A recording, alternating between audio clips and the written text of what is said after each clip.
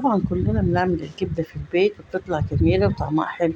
أهم حاجة في الكبدة إن هي تبقى مميزة، ما يبقاش ريحتها زفارة، يبقى طعمها جميل، ريحتها جايبة آخر الدنيا زي اللي احنا بنشمها على العربيات بالظبط. فعشان نعمل الكبدة وتطلع أحسن كمان من العربيات، لازم في خطوات بنعملها علشان كمان ما تبقى زفرة. فالنهاردة هنعملها مع بعض بطريقة بسيطة، وهتطلع إن شاء الله أحسن من اللي احنا بنشمها على العربيات، وما فيهاش زفارة، طعمها حلو قوي، وريحتها جايبة آخر الدنيا. يلا بقى بينا نبدأ ونشوف هنعملها مع بعض إزاي.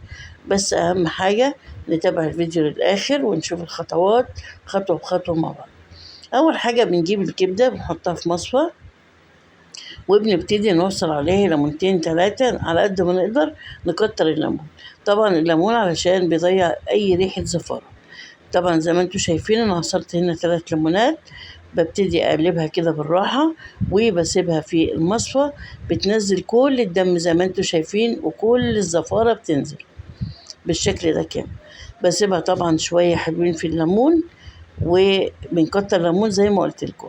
تاني خطوة بنروح على البوتاجاز، بنحط الطاسة بتاعتنا فيها شوية زيت كده محترمين، وبننزل بمعلقتين توم. طبعا الكبدة بتحب زي ما بتحب الليمون بتحب التوم، فهنكتر التوم شوية. بنبتدي نشوح التوم في الزيت بالشكل ده لغاية اللون ما يبتدي يصفر شوية. بعد كده بننزل بالفلفل متقطع قطع صغيرة بالشكل ده. حابة تقطعيه كبير مفيش مشكلة براحتك، حابة برضو تضيفي فلفل ألوان برضو براحتك. خلاص بعد ما قلبنا الفلفل مع الثوم بالشكل ده كده، بنبتدي بقى نجيب الكبدة بعد ما اتصفت خالص ونزلت كل الزفارة اللي فيها، والدم كل اللي فيها نزل خلاص. بنبتدي نحطها، مش بنقلبها عشان ما تتقطعش، بنسيبها كده شوية. شايفين؟ بنسيبها شوية لغاية ما اللون من تحت يبتدي يغير كده. نبتدي بقى نقلبها مع الثوم ومع الفلفل. خلاص مش أول ما بنحطها بنقلبها، بنسيبها لغاية اللون ما يبتدي يغير. بنبتدي نقلبها، والتقليبة بتكون بالراحة، يعني نكون حريصين على التقليبة بتاعتها برضو علشان هي ما تتقطعش وتتهري، لأن الكبدة مش بتتحمل. خلاص قلبناها واللون خلاص اتغير كلها. بنسيبها كده على نار هادية شوية علشان تستوي. بنسيبها ما بنحطش فيها أي حاجة لغاية ما تبتدي خلاص شفتها استوت وبقت تمام.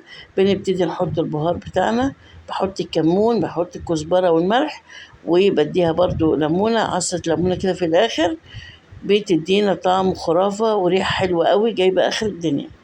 دي الطريقة بمنتهى البساطة، ما خدتش مننا وقت، لكن طلعت أجمل من اللي احنا بنشمها بره. ما فيهاش زفارة زي ما قلت لكم، طعمها حلو وريحتها حلو.